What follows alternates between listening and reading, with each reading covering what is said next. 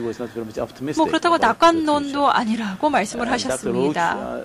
로치 박사님께서도 세계 경제에 대한 중요한 말씀을 해주셨고, 다케나카 선생님께서는 아시아를 중심으로 주로 말씀을 해주셨습니다. 참석자분들이 질문이 많으시겠습니다만 여러분들께 발언 기회를 드리기에 앞서서 두 분께 한 가지 질문을 제가 드리도록 하겠습니다. 두 분 모두 이런 말씀을 하셨습니다. 세계화, 디커플링은 두 가지가 같이 갈 수 없는 개념이라고 하셨는데요. 저도 동감합니다. 그렇다면 세계화와 그리고 비공존화가 같이 갈 수 없다면, 그래서 미국 경제 침체의 다른 지역이 크게 영향을 받는다면, 그러면 일본과 아시아 경제에도 같은 논리가 적용이 가능하겠습니까? 예를 들자면 10년 전에 대부분의 아시아 국가들은 외환 위기에 빠졌을 때 IMF는 이런 이야기를 했습니다. 일본 경제가 문제의 원인 중에 하나다라고 IMF가 보고서를 냈었고, 뭐 그런 것에 대해서는 어떻게 생각하십니까? 일본 경제와 아시아 경제의 관련성에 대해서 여러분들 두 분의 말씀 들은 후에 질문 받도록 하겠습니다. 그 질문이 뭐 일본 경제에 대한 질문이기 때문에 제가 먼저 답을 하도록 하겠습니다. 이런 추산치가 있습니다. 이것도 역시 이제 계량 경제학적인 방법에 의한 수치가 되겠는데요. 세계 모델을 기반으로 한 것입니다. 즉, 미국 경제와 일본 경제의 관계입니다. 미국 경제의 성장률이 1%포인트 떨어지면 일본 경제의 성장률은 0.4나 0.5% 감소한다고 합니다. 물론 이게 좀 과장된 면이 없잖아 있지만 현실과 아주 동떨어진 수치도 아닙니다. 미국 경제 성장률이 1%포인트 떨어지고요. 그러면 일본의 경제 성장률은 0.4에서 0.5%포인트 떨어진다라는 이 수치를 보면, 그래서 이거를 일본 경제와 아시아 경제 관계로 해석을 해보겠습니다. 과거에는 뭐 일본 경제나 아시아 경제나 비슷하게 영향을 받았지만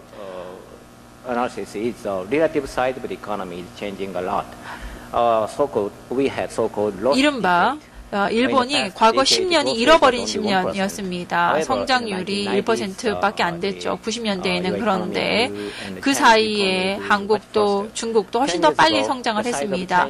10년 전만 해도 중국의 GDP는 일본 GDP의 10%밖에 안 됐지만 현재 중국의 GDP는 일본 GDP의 40%에서 50% 선까지 올라왔습니다. 이걸 이제 구매력 등가 PPP 기준으로 환산을 하면 중국의 GDP는 PPP 기준으로는 이미 일본의 GDP보다 큽니다. 따라서 일본의 경제적인 변화가 아시아 경제에 미치는 영향은 점점 줄어들었습니다.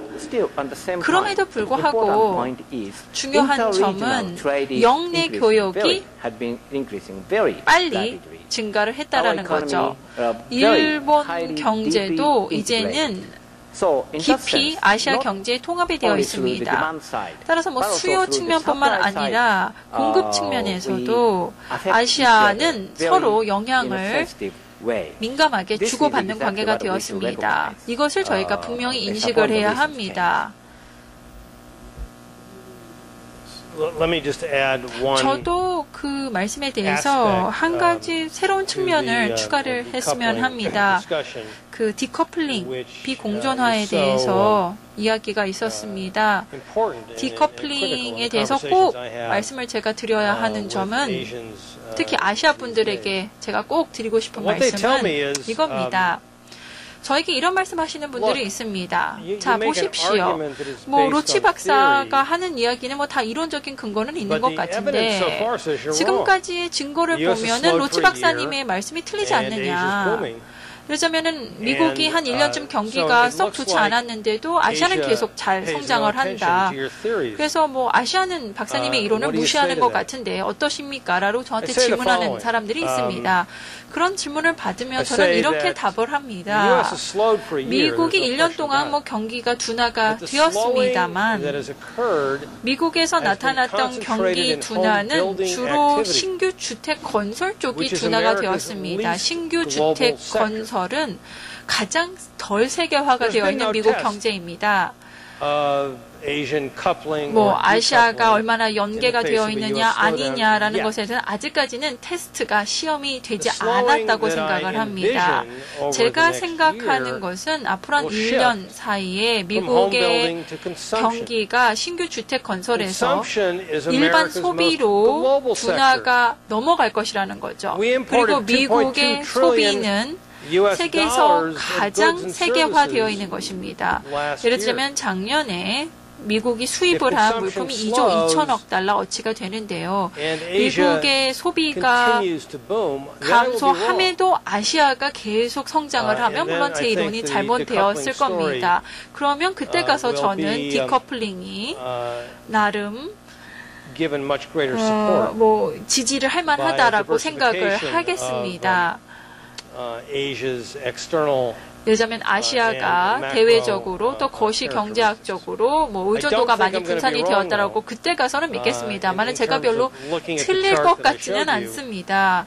앞서 보여드렸던 그 수출이 아시아 경제에서 차지하는 비중이 특히 중국 같은 경우에는 역사상 최고치로 비중이 올라와 있고 일본도 여전히 대미 수출이 큰 비중을 차지하고 있다는 점을 저는 중요하게 생각을 합니다. 하지만 아시아가 이제 디커플링을 입증을 했다고 생각하시는 분들에게는 아직 그 테스트조차 하지 않았다고 저는 말씀을 드리겠습니다. 한 1년 후쯤에 다시 모여서 과연 미국의 소비 지출이 둔화가 되어도 아시아가 성장을 잘하는지 다시 봐야 할 것 같습니다. 감사합니다. 자, 그러면 청중 여러분들의 질문이나 의견을 받도록 하겠는데요. 손을 들고 성명과 소속을 말씀하신 뒤에 질문이나 의견을 말씀해 주시기 바랍니다. 저쪽 왼쪽에 마이크 전달해 주시죠. I would appreciate it if you would make questions or comments as brief as possible. 가능하면 간략하게 질문을 해주시면 감사하겠습니다. 저는 현대증권에서 왔습니다. 발표 잘 들었습니다. 감사합니다. 저는 98년에서 2005년 사이에 즉 미국의 엄청난 지출이 발생하던 시기를 질문을 드리고 싶습니다. 말씀하셨다시피 여기에서 이제 수년이 지나고 나면은 소비 지출이 줄어들 수밖에 없습니다만은 미국 소비자들은 신용을 잘 활용하는 데 익숙합니다. 더 많이 빌려서 그 돈을 쓰는 버릇을 계속 유지를 하는 거죠. 그래서 빌려서 이 지출을 줄이지 않고 지출을 하는 이러한 추세가 계속될 거라고 보이십니까? 질문 몇 개를 더 받고 취합해서 답변을 듣도록 하겠습니다. 다른 질문이나 코멘트 하실 분 손을 들어 주십시오. 예, 저 뒤쪽에 계십니다. 첫 번째 질문은 로치 박사님한테 하시는 것이지요. 그렇지 않습니까? 예, 맞습니다. 안녕하십니까? 저는 서울대에서 왔습니다. 고려대에서 왔습니다.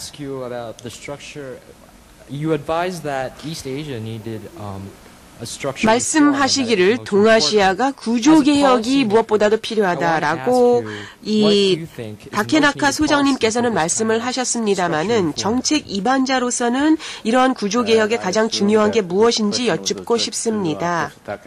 다케나카 소장님께 하시는 질문이시지요. 자, 그러면은 이 두 질문에 대해서 답변 듣도록 하겠습니다. 미국 소비자와 관련해서 미국인들은 쇼핑에 중독돼 있습니다. 거의 신체적인 중독이라고 해도 과언이 아닐 정도로 미국인들은 쇼핑을 못하면 불안해집니다. 초조해집니다. 땀도 납니다. 그리고 그러한 불안, 초조, 공포를 잠재우는 유일한 방법은 나가서 쇼핑을 하는 것입니다. 저는 이 중독에 관한 행동심리 전문가는 아닙니다만은 언뜻 생각하기에도 중독이란 뭔가 안정적인 상태가 아니죠. 나중에는 중독이 나를 잡아먹습니다. 나를 지배합니다. 그래서 불안정하게 점점 만들어 갑니다. 이러한 중독의 끝은 어디인가?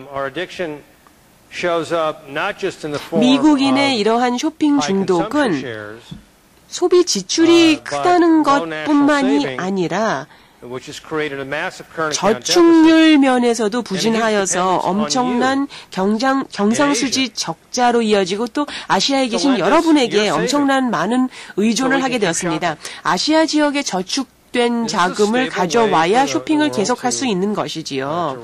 이렇게 해서 세상이 제대로 장기적으로 안정적으로 돌아가겠습니까? 저는 전혀 그렇다고 생각하지 않습니다.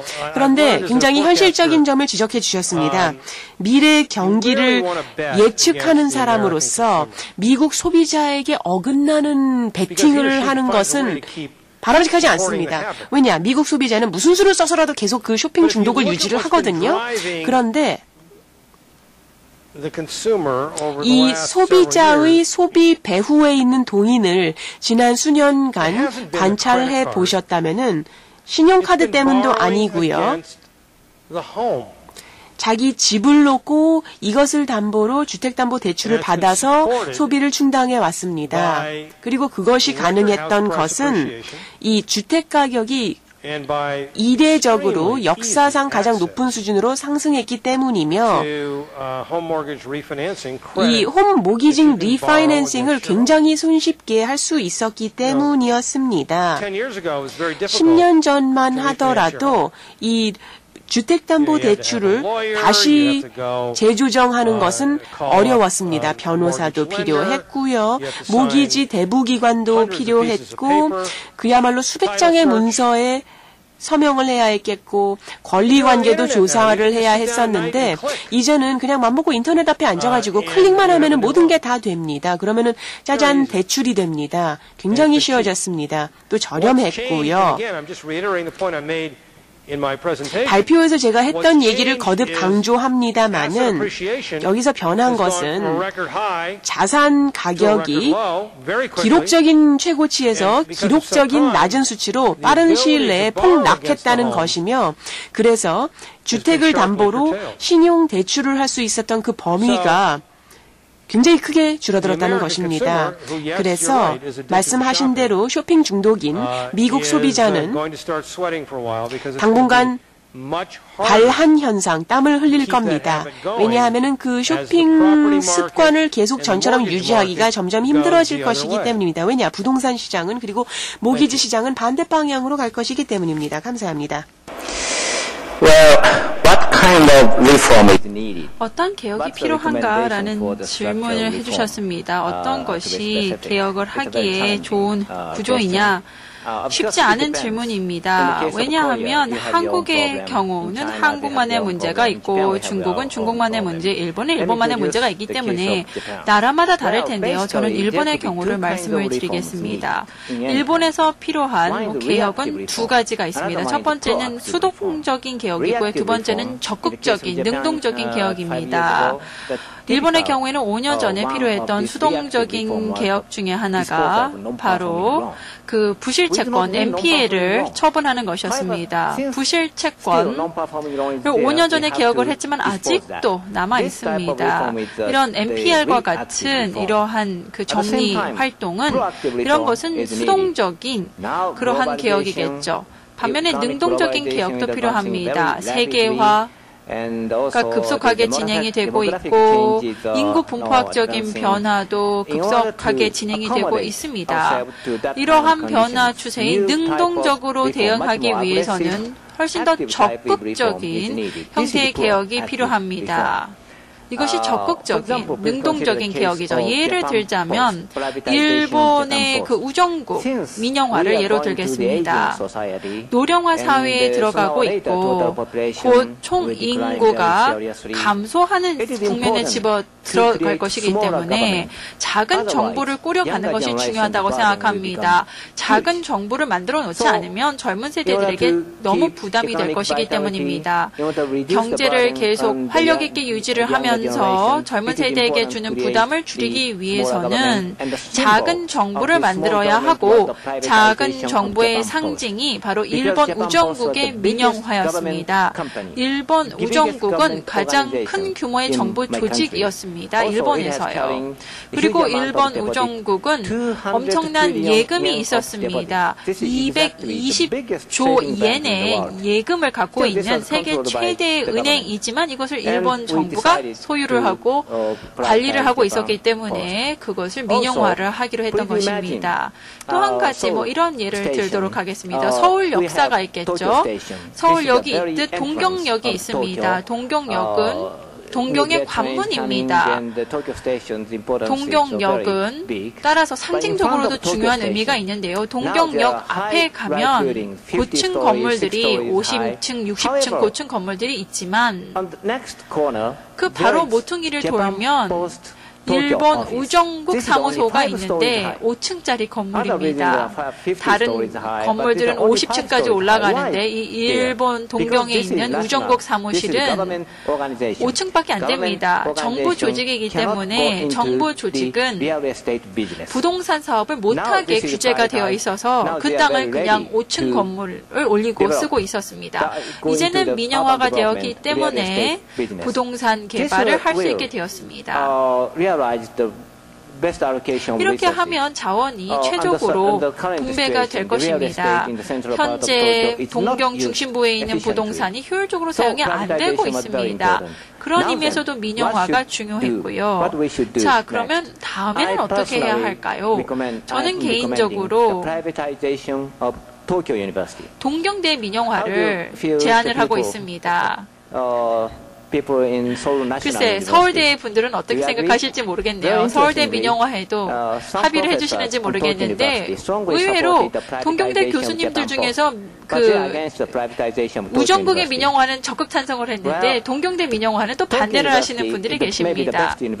동경대가 아마 일본 최고의 대학인지는 모르겠지만 20년대에 20위밖에 되지 않았습니다. 서울대의 랭킹은 모르겠지만은요, 일본 최고의 대학이 세계 대학 순위에서는 20위밖에 못했습니다. 5위권에는 들어야 하지 않겠느냐라는 게 제 생각입니다.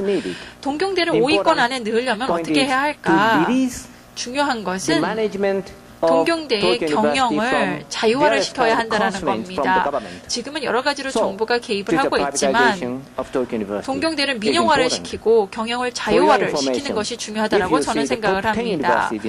세계 톱10 대학에는 국립대학이 하나도 없습니다. 탑10 대학들은 다 사립대입니다. 이러한 것도 제가 생각하는 능동적인 개혁의 예가 되겠고요. 한 가지 더 말씀을 드리겠습니다. 아르반 알슈시나 하버드대 교수님이 아주 재미있는 리서치를 최근 발표를 했습니다. 이 하버드대 교수님께서는 1인당 국민소득, 즉 소득 수준과 인구의 크기를 비교를 했다고 합니다. 고소득 국가들, 1인당 국민소득이 높은 국가들은 어디죠? 룩셈부르크, 리켄스타인, 노르웨이, 이런 스웨덴 같은 나라들이 1인당 국민소득이 높고 아시아에서는 홍콩과 싱가포르입니다. 다 인구가 작다라는 거죠. 한 수백 정도의 인구가 있는, 수백만 정도의 인구가 있는 나라들이 주로 1인당 국민소득이 높은데 한 가지 예외가 미국이라고 합니다. 일본은 1인당 국민소득 순위가 14위이고요. 한국의 인구가 한 4,500만 명 정도 되던가요? 작은 나라는 아닙니다, 한국이. 그렇게 규모가 큰 나라들은 어떤 분야는 정치적인 이유로 보호를 해야 합니다. 농업이 그렇죠. 농업도 정치적인 이유로 보호를 해야 할 필요가 있습니다만 이렇게 보호를 하다 보면 비효율이 보존이 된다는 뜻이기도 합니다. 따라서 그만큼 소득을 높여주는 효과를 끌어낼 수가 없다는 거죠. 한국도 비슷한 문제가 있을 거라고 생각합니다. 민영화, 자율화, 작은 정부를 만드는 게 일본도 중요하고 한국도 중요할 것 같습니다. 감사합니다. 이제 수분밖에 남지 않았습니다. 질문 있으십니까? Oh, yes. Donald Johnston. 도널드 존스턴 사무총장님. Oh, yeah, I can see you. Yeah, please. This has been an interesting exchange. Let me just ask a question 흥미로운 about 얘기 잘 들었습니다. 이 비동조화에 대해서 질문을 드리고자 합니다. 두 분이 모두 다 비동조화란 없다라고 말씀을 하셨습니다마는 단연간 우리는 미 달러화가 같이 하락할 것이다라고 얘기해 왔습니다. 미국은 최후의 수입국으로서 서브프라임 사태가 발생하기 진작 전부터 그래서 아시아발 수출이 내지는 아시아산 수입이 줄어들 거라고 생각을 해왔는데 이제 마침내 이것이 실현되고 있습니다. 그런데 참고로 다케나카 소장님 여러 가지 개혁 프로그램에 대해서 이 존경과 경의의 말씀을 드립니다마는 전후 가장 큰 수준으로 소비가 진작되고 있습니다. 수출 지향적인 산업뿐만이 아니라 민간 부분의 소비도 이제 일본에서 진작되고 있고 유럽연합도 마찬가지입니다. 독일도 경기가 상승하고 있고 프랑스가 바짝 그 뒤를 쫓고 있습니다. 그래서 중요한 것은 비동조화되지 않은 다른